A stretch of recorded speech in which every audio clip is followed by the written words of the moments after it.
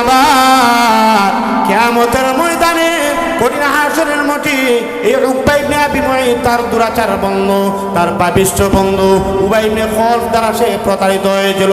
এই জন্য কিয়ামতের কঠিন ময়দানে তখন আফসোস করতে থাকবে, আয় আফসোস মুহাম্মদের সঙ্গে কেন আমি বন্ধুত্ব করলাম না, মুহাম্মদের দিন যদি আমি গ্রহণ করতাম।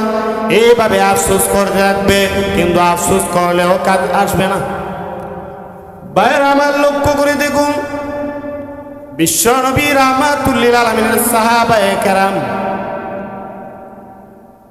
যারা নাকি নবীকে অনুসরণ করেছে, নবীজির সঙ্গে যারা বন্ধুত্ব স্থাপন করেছিল, নবীজিকে যারা সঙ্গী হিসাবে বানাইছিল, তাদের লাভ হইছে না লস হইছে?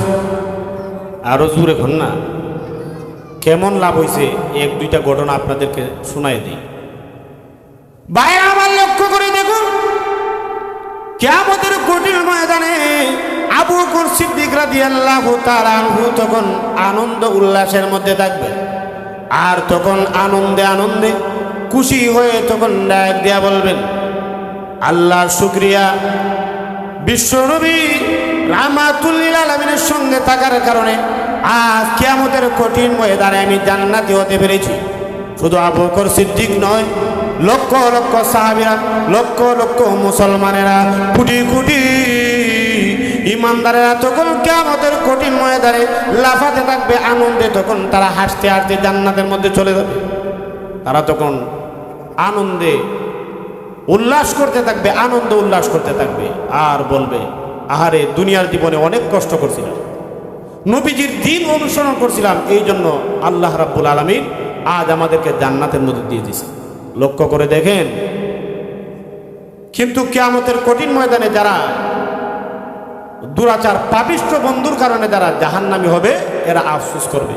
এইভাবে লক্ষ্য করে দেখেন, বিশ্বনবী রাহমাতুল লিল আলামিনের এমনও সাহাবী আছে যেই সাহাবীরা নাকি বিশ্বনবী রাহমাতুল লিল আলামিনের জন্য নিজেদের পরিবার পরিজন, নিজের ঘর বাড়ি পর্যন্ত ছেড়ে দিয়েছে।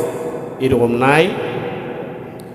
বাইরে আমার লক্ষ্য করে দেখুন, আল্লাহ নবী বিশ্ব নবী রাহমাতুল লিল আলামিন যখন ইসলামের দাওয়াত দিয়েছে, আবু বকর সিদ্দিক ডাক দেয়া বলেন, ইয়া রাসূলুল্লাহ, ইয়া হাবিবাল্লাহ, ওগো নবীজি, আপনি তো আমার বাল্যকালের বন্ধু, আপনি নাকি নিজেকে নবী হিসাবে দাবি করেন।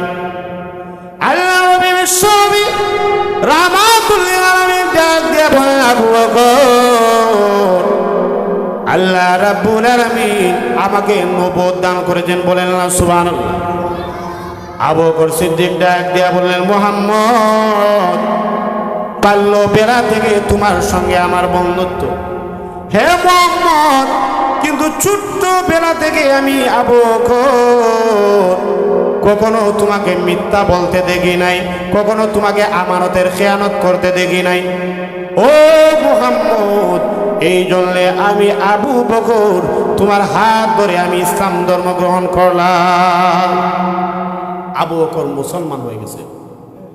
ভাই আমার লক্ষ্য করে দেখুন, আবু বকর সিদ্দিক রাদিয়াল্লাহু তাআলা যেই মাত্র মুসলমান হয়ে গেলেন, ইসলাম ধর্ম কবুল করলেন, এবার আবু বকর সিদ্দিক রাদিয়াল্লাহু তাআলা নামাজ পড়তেছেন।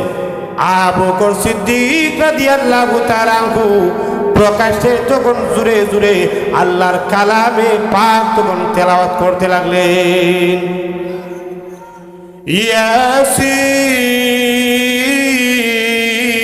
ইয়াসিন ওয়াল কুরআনিল হাকীম।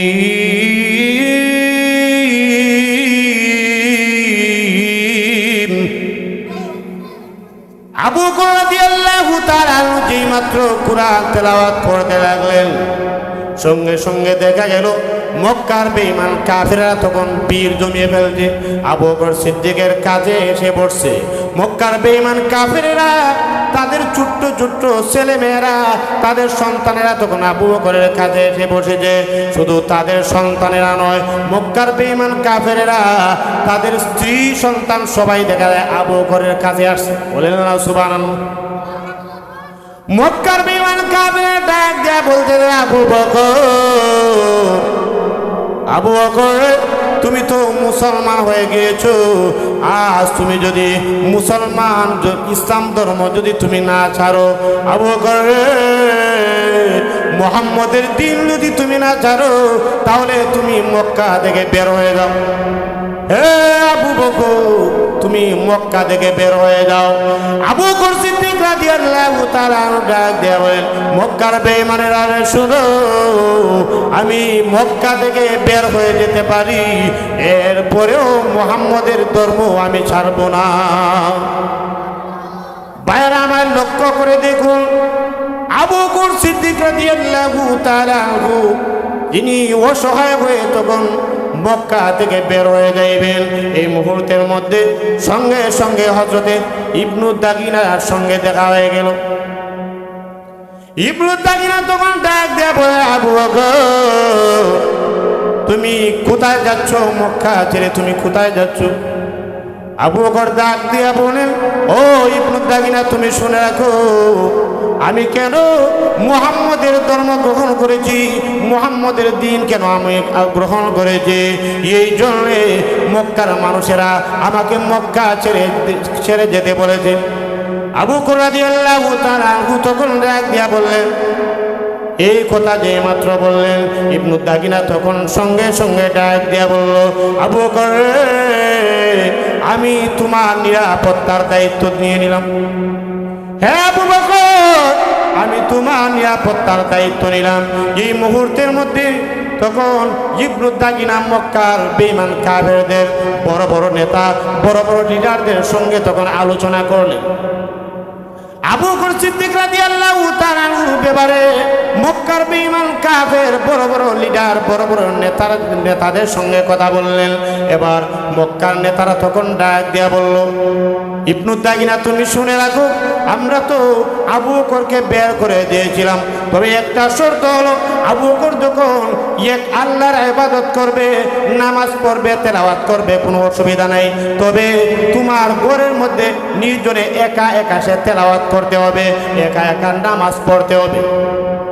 ইবনু দাগিনা তখন ডাক দিয়ে বললেন, মক্কার কাফেররা রে, আমি এই শর্তটা মেনে নিলাম। আবু বকর রাদিয়াল্লাহু তাআলা দেখা যায় এই মুহূর্তের মধ্যে বিশ্ব নবী রাহমাতুল লিল আলামিনের দাওয়াতে যেহেতু ইসলাম ধর্ম গ্রহণ করেছিলেন, এই মুহূর্তে আবু বকর একা একা নির্জনে ইবাদত করতে লাগলেন। বাইরে আমার লক্ষ্য করে দেখুন, আবু বকর রাদিয়াল্লাহু তাআলা হঠাৎ করে এই মুহূর্তের মধ্যে দেখা গেল হযরত ইবনু দাগিনা উনার ঘরের আঙ্গিনার মধ্যে বসে বসে তখন কান্নায় ভেঙে পড়ে গেলে, কান্নার সুরে তখন তেলাওয়াত করতে লাগলেন, কোরআনের তেলাওয়াত করতে লাগলেন, নামাজ পড়তে লাগলেন। এই মুহূর্তের মধ্যে মক্কার বেঈমান কাফেরদের সন্তানেরা, স্ত্রী সন্তানেরা সবাই আবু বকরের তেলাওয়াত শোনার জন্য সবাই চলে আসছে। সুবহানাল্লাহ নাই। এই মুহূর্তের মধ্যে মক্কার বেঈমান কাফেরদের স্ত্রী সন্তানেরা আবু বকরের সঙ্গে তখন তারা বসে গেল। আবু বকর তেলাওয়াত করতে লাগলেন, নামাজও পড়তে লাগলেন, আর কান্নায় ভেঙে পড়লেন। আবু বকর কান্নায় ভেঙে পড়ে তেলাওয়াত করতে লাগলেন। মক্কার বেঈমান কাফেরেরা ইবনু দাগিনাকে তখন ডাক দেয়া বলল, ইবনু দাগিনা রে, তুমি না আমাদেরকে শর্ত দিয়েছিলে যতক্ষণ পর্যন্ত আবু বকর একা একা তোমার ঘরের ভিতরের মধ্যে কোরআন তেলাওয়াত করবে, তোমার ঘরের ভিতরের মধ্যে নামাজ পড়বে, ততক্ষণ পর্যন্ত মক্কার মধ্যে থাকবে। ও ইবনু দাগিনা, এখন তো দেখা যায় আবু বকর তোমার ঘরের বাইরে এসে সে কোরআন তেলাওয়াত করে, তোমার ঘরের বাইরে এসে নামাজ পড়ে, এই জন্যে মক্কার মধ্যে সে আর থাকতে পারবে না।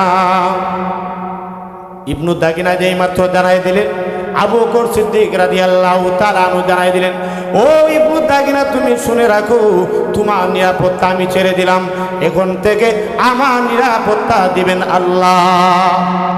বলেন না সুবহানাল্লাহ। ভাইরা আমার, শুধু তাই নয়, লক্ষ্য করে দেখুন, আল্লাহ নবী বিশ্ব নবী রাহমাতুল লিল আলামিনের আরেকজন সাহাবী, উনি এমন অবস্থার মধ্যে ছিলেন, দেখা যায় স্ত্রী সন্তান, উনার বাড়ি ঘর সম্পদ সবটুকু ছেড়ে দিয়েছেন নবীর জন্যে। সুবহানাল্লাহ, জোরে বলেন না। আল্লাহ নবী বিশ্ব নবী রাহমাতুল লিল আলামিনের জন্য ঘর বাড়ি সব কিছু ছেড়ে দিয়েছেন, এমনকি সম্পদ পর্যন্ত ছেড়ে দিয়েছে। গায়ের যে কাপড়টা রয়েছে এই কাপড়টা পর্যন্ত নিয়ে যেতে পারেন না। বাইরে আমার লক্ষ্য করে দেখুন,